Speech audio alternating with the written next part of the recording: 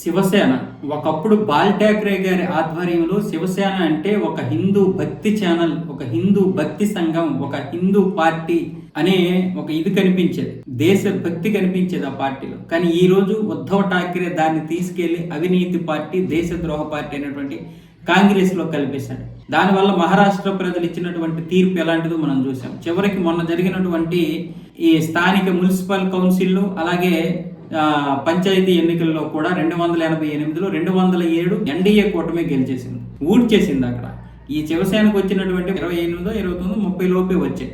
అక్కడ స్వతంత్రులే 37 గెలుచుకున్నారు. ఇలాంటి పరిస్థితుల్లో ఇప్పుడు ఉద్ధవ్ ఠాక్రే కాంగ్రెస్ తో ఉంటే ఇక లాభం లేదని అసలు విషయం అవగతమైంది.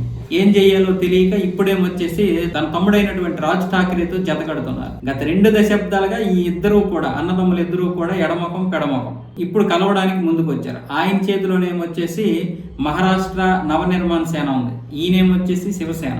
ఈ శివసేనలో కూడా 2 భాగాలు, ఒకటి షిండే శివసేన, ఒకటేమొచ్చేసి యూటీపీ శివసేన, ఉద్ధవ్ ఠాక్రే శివసేన అయిపోయింది. చివరికి ఇప్పుడు వీళ్ళకి ఇక కాంగ్రెస్తో ఉంటే మనకి ఏది కూడా ఒక్క స్థానం కూడా రాదు.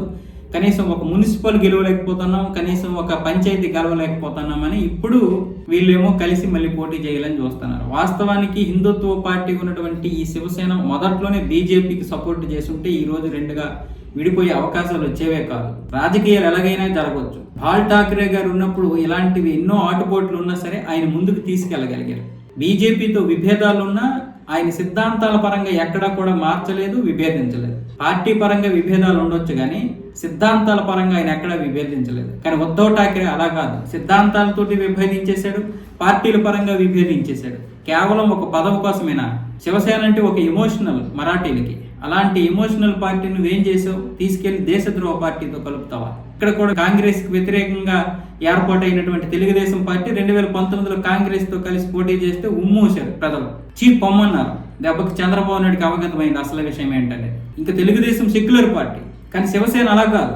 ఈ రోజు ఇప్పుడు అన్నదమ్ములు ఇద్దరు కలిస్తే ఏంటి లాభం? జరగాల్సిన నష్టం అంతా జరిగిపోయింది. ఆ పార్టీకి ఎంత నష్టం జరగాలో అంత జరిగిపోయింది, డ్యామేజ్ జరిగిపోయింది. ఇక దాన్ని పూడ్చడం ఎవడి వల్ల కాదు.